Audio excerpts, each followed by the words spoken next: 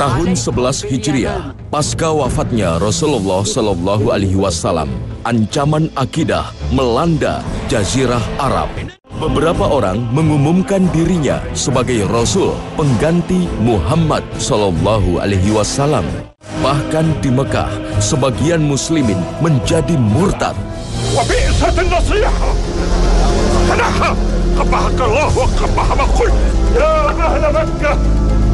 لا تكونوا آخر من أسلم وأول من ارتد والله لا يتمنى هذا الأمر.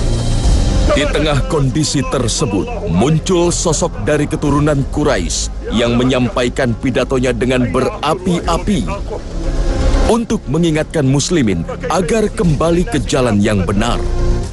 Orasi indah tersebut berhasil menghalau gerakan murtad di Mekah yang belum lama menjadi kota Islam.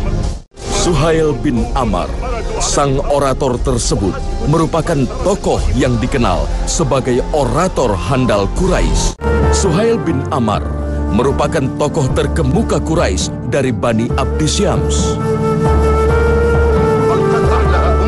Posisi Suhail saat itu sejajar dengan posisi Abu Jahal, Abu Sufyan, serta beberapa tokoh senior Quraisy lainnya. Di antara para tokoh Quraisy, Suhail dikenal sebagai sosok yang lihai bermain kata-kata. Keahliannya tersebut membuat ia dijuluki sebagai orator Quraisy. Saat Allah Subhanahu wa Ta'ala mengutus Muhammad Sallallahu Alaihi Wasallam sebagai Rasul terakhir, di saat itu pula ketenangan para pemimpin Quraisy mulai terganggu. Mereka merasa ajaran yang dibawa Rasulullah Shallallahu Alaihi Wasallam menjadi perusak tradisi Quraisy serta mengancam posisi kepemimpinan mereka. Tak terkecuali Suhail bin Amr. Dengan keahlian yang ia miliki, ia berorasi meyakinkan para penduduk Mekah dan Jazirah Arab agar tidak percaya pada ajaran Nabi Muhammad Shallallahu Alaihi Wasallam. Ironisnya, di balik gencarnya Suhail menolak ajaran Rasulullah Shallallahu Alaihi Wasallam di Mekah, ia justru tidak menyadari bahwa anak-anaknya telah memeluk Islam. Dan ketika Suhail mengetahui anaknya telah berpaling pada agama yang dibawa Rasulullah Shallallahu Alaihi Wasallam, ia tak dapat menyembunyikan amarahnya.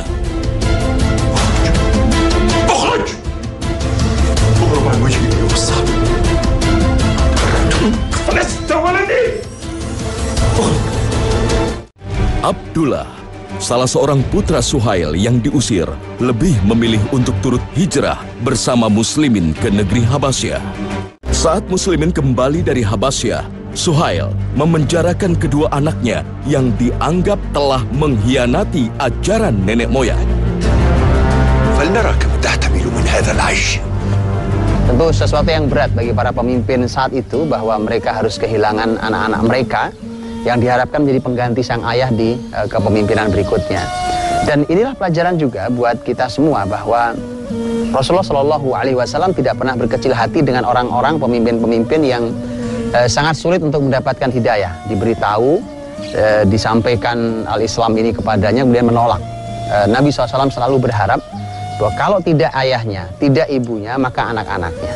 Dan ini ternyata bisa menjadi sebuah keadaan yang terbalik. Karena biasanya seharusnya adalah orang tualah yang lebih dahulu memiliki kesadaran yang baik, kemudian baru anak-anaknya mendapatkan ilmu dan petunjuk karena mendapatkan ilmu dari orang tuanya.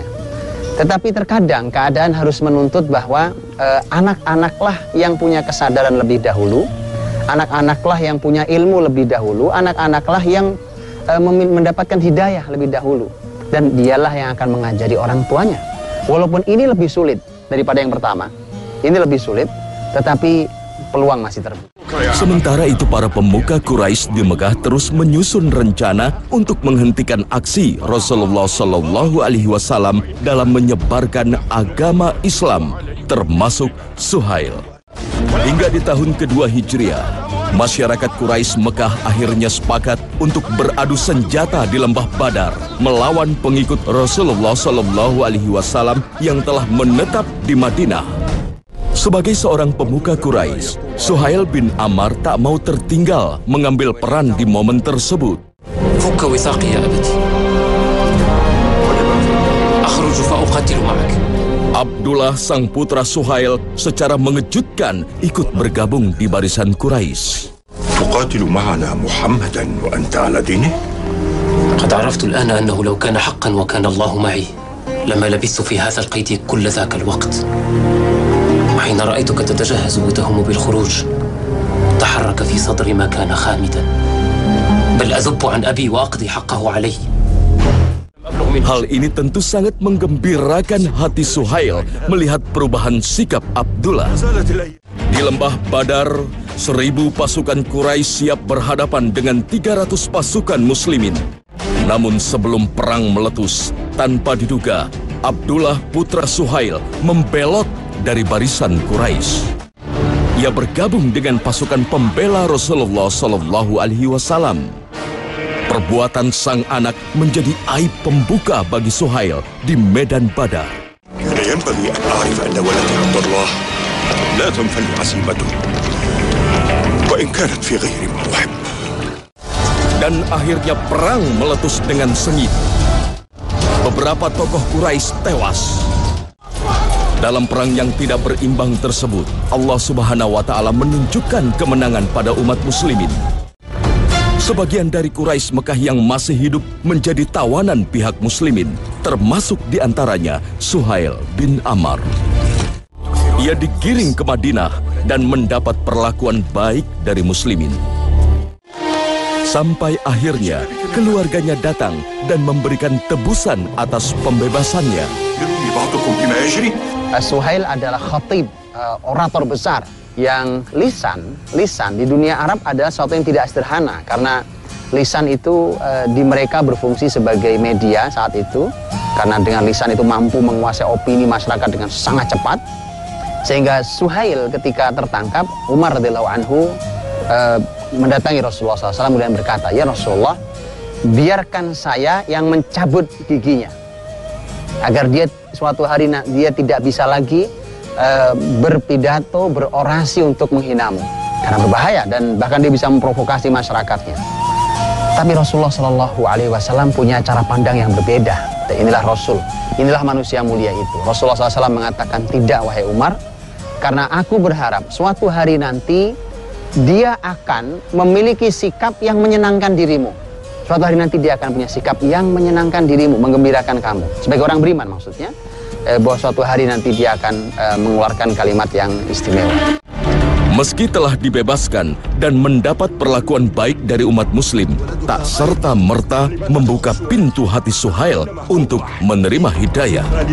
Ia tetap berada dalam kelompok Quraisy dan tetap mengatur strategi mengalahkan muslimin. Perang Uhud, perang Hondak, semua ia ikuti demi memadamkan cahaya Islam yang dibawa Rasulullah Sallallahu Alaihi Wasallam. Sampai di tahun 6 Hijriah, ia pun turut mengambil andil dalam sebuah peristiwa penting yang dicatat sejarah. Saat itu, 1.400 muslimin bergerak ke Mekah untuk melaksanakan umroh sesuai mimpi yang dialami Rasulullah Sallallahu Alaihi Wasallam. Namun belum sampai di Mekah, kedatangan mereka sudah dihadang oleh masyarakat Quraisy.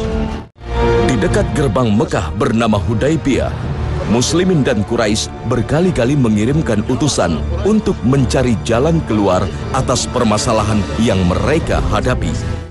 Hingga akhirnya pihak Quraisy mengutus Suhail bin Amr yang juga dikenal sebagai duta perdamaian Quraisy. سهيل بن عمرو ما أوفده القوم إلا وهم يريدون الصلح. هذا ما صالح عليه محمد بن عبد الله سهيل بن عمرو.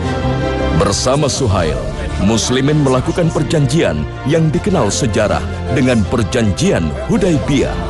Rasulullah Shallallahu Alaihi Wasallam yang membuka dialog perjanjian itu, dan Nabi mengatakan, "Tulis, wahai Ali, uktub Bismillahirrahmanirrahim," dengan menyebut nama Allah yang Maha Rahman, Maha Rahim, pengasih dan penyayang. Suhail langsung mencegah. Suhail mengatakan, "Siapa itu Ar-Rahman Ar-Rahim? Kami tidak kenal Ar-Rahman Ar-Rahim." Kata Nabi, "Baik, silakan diganti. Mau diganti apa?" buat seorang Suhail, yang penting kata Ar-Rahman Ar-Rahimnya minggir, dibuang, maka diganti dengan Bismikallahumma, dengan menyebut namamu ya Allah. Sama saja, mau Bismikallahumma dengan menyebut namamu ya Allah, atau Bismillahirrahmanirrahim dengan menyebut nama Allah yang Maha Pengasih lagi Maha Penyayang, sama. Hanya bedanya adalah ada Ar-Rahman Ar-Rahim. Maka bisa jadi tanpa disadari oleh seorang Suhail bahwa dia telah mengucapkan kalimat tauhid itu. Dia telah mengeluarkan kalimat tauhid. Tidak ada pilihan buat dia kecuali harus mengakui, mengucapkan kalimat tauhid. Ketika dia menyebut Bismikallahumma, dia sangat paham apa yang dimaksud dengan kalimat itu. Setelah itu disepakati, ditulis Bismikallahumma. Setelah itu kemudian muncul kata Nabi SAW, tulis, inilah yang di surat perjanjian yang dibuat sepakati oleh Muhammad Rasulullah dengan dengan Suhail bin Amr. Lagi-lagi Suhail mengatakan, tidak, kalau kamu Rasulullah, maka kami tidak perlu memerangi kamu. Kami tidak perlu perangi kamu, karena kami tidak yakin bahwa kamu Rasulullah, kamu utusan Allah. Baik, kata Nabi, kalau itu diganti siapa? Diganti dengan hadza ma salaha alaihi Muhammad ibn Abdillah. Inilah yang surat perjanjian yang dibuat oleh Muhammad putranya Abdullah. Kalau itu saya kenal, kamu anaknya Abdullah. Kata Nabi, baik, tulis, tidak ada masalah. Oleh Rasulullah SAW. Kenapa? Perlu diketahui bahwa sekedar orang Quraisy minta perjanjian damai. Bayangkan, musuh yang angkuh tiba-tiba menyodorkan surat, yuk kita damai saja. Itu menunjukkan dia sudah kalah. Jadi tidak penting lagi, Anda mau menggunakan kalimat apa, yang penting jangan ganggu akidah kami. Dan Anda sudah kalah dengan ini, maka mari kita buat perjanjian. Maka tertulislah setelah itu perjanjian. Dan ada perjanjian-perjanjian yang sebenarnya ketika kita membaca dianggap ini tidak adil, karena dianggap berat sebelah dan menguntungkan Quraisy dan merugikan muslimin. Tapi lagi-lagi anehnya Nabi SAW pun menerima perjanjian itu. Maka para ulama mengatakan bahwa perjanjian Hudaybiyah itu adalah perjanjian dibimbing oleh wahyu. Dan hasil wahyu selalu baik. Walaupun terlihat di awal bahwa perjanjian itu merugikan muslimin. Maka belajarlah dari sini bahwa pandanglah wahyu, pelajarilah wahyu. Walau terkesan merugikan dan berat, yakinlah bahwa kebaikannya luar biasa di sana. Mungkin hari ini kita belum tahu hikmahnya. Mungkin hari ini kita belum bisa mengambil pelajarannya. Asal itu wahyu, asal itu Al-Quran, asal itu hadis Nabi SAW yang sahih, maka dibaliknya pasti ada manfaat yang besar. Setelah perjanjian Hudaybiyah, nama Suhail tak terdengar lagi. Hingga di tahun ke-8 Hijriah, saat itu 10.000 umat muslim memasuki kota Mekah untuk membersihkan Mekah dari berbagai macam kemaksiatan dan kesesatan. Muslimin menebarkan kedamaian di penjuru wilayahnya. Suhail yang merasa terancam tak berani menampakkan batang hidungnya. Ia hanya mengurung diri di rumahnya sampai putranya datang dan memberikan jaminan keamanan terhadap dirinya. اخرج معنا إلى رسول الله يا أبتي. ويحك تسلمني له كي يقتلني بما صنعت. قد أمنك رسول الله فلا تثريب عليك. وقد فعل. أنت أخذت لي الأمانة منه. عبد الله أخذ لي الأمانة منه. Di saat itu, Suhail bin Amr berkomitmen untuk meninggalkan pola hidup jahiliyahnya dan meyakini Islam sebagai agama yang sebenarnya. Keislaman Suhail tak semata karena rasa takut oleh jumlah muslimin yang mendominasi. Ia tercatat menjadi orang yang sungguh-sungguh bertobat setelah menjadi seorang muslim. Tidak ada orang yang dimaafkan Nabi di Fathu Makkah yang paling banyak sholatnya, puasanya, sodakohnya melebihi Suhail bin Amr. Bahkan dia orang yang sangat bersemangat ketika bicara tentang urusan akhirat, dan dialah orang yang paling khusyuk saat mendengarkan Al-Quran dibaca. Dan ini adalah hati yang tunduk, hati yang khusyuk, hati yang beriman, setelah sebelumnya adalah hati yang keras, hati yang durhaka pada Allah dan Rasul. Hingga Rasulullah SAW wafat di tahun 11 Hijriah, Suhail tetap teguh meyakini Islam. Bahkan di tengah kemurtatan yang melanda Jazirah Arab di masa Khalifah Abu Bakar As-Siddiq, keimanannya tak sedikit pun goyah. Ia justru kembali memainkan perannya sebagai seorang orator ulung. Suhail berpidato di tengah masyarakat Mekah, menyerukan mereka agar tidak kembali ke jalan yang sesat.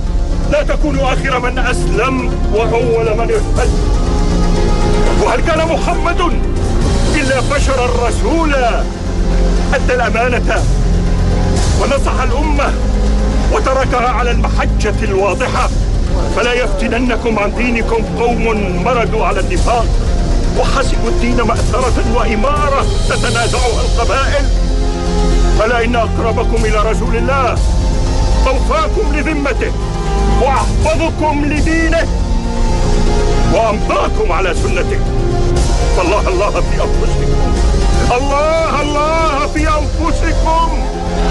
Kalimat-kalimat Suhail berhasil mencegah kota Mekah dari fenomena murtad yang melanda saat itu. Inilah pembuktian kalimat Rasulullah Shallallahu Alaihi Wasallam pada Umar bin Khattab saat Rasulullah Shallallahu Alaihi Wasallam melarang Umar mematahkan gigi Suhail bin Amr. Suhail bin Amr diberikan Allah Subhanahu wa taala kelebihan lisannya. Dia memiliki kalimat yang sangat kuat, ahli orasi dan bisa mempengaruhi banyak orang. Dan itulah yang dulu digunakan untuk memalingkan orang dari jalan Allah, untuk melawan Allah dan Rasulnya. Dan setelah dia masuk Islam, maka keahlian itu pula yang dipakai untuk membela agama Allah Subhanahu wa taala. Karena kalimat itulah maka orang-orang Mekah tidak murtad. Maka mari kita pikirkan apa kelebihan kita. Apa yang Allah berikan kepada kita berupa kelebihan. Ketika itu dulu mungkin ada di antara kita yang menggunakan kelebihan itu justru untuk dosa, untuk kemaksiatan, untuk kesalahan, untuk mengganggu agama Allah, untuk mengganggu orang lain, menzalimi orang lain. Maka ketika kita sudah masuk Islam, gunakan kelebihan itu untuk membela agama Allah, untuk menegakkan keadilan, menegakkan amar ma'ruf nahi mungkar, untuk membela orang-orang lemah dan seterusnya. Di masa Khalifah Umar bin Khattab, Suhail tercatat benar-benar telah melepaskan pakaian jahiliyahnya. Ia tak memandang rendah para sahabat Rasulullah Shallallahu Alaihi Wasallam yang dulu tercatat sebagai budak dan masyarakat kelas bawah. Demi mengejar ketertinggalannya merebut pahala dalam memperjuangkan Islam, Suhail bertekad meninggalkan kota kelahirannya, Mekah, agar dapat berjihad bersama sahabat lainnya di bumi Syam.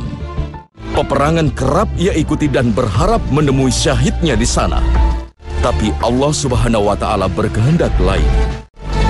Suhail bin Amr justru syahid karena wabah yang melanda kota Amwas dekat Palestina. Rahimahullah, Suhail bin Amr.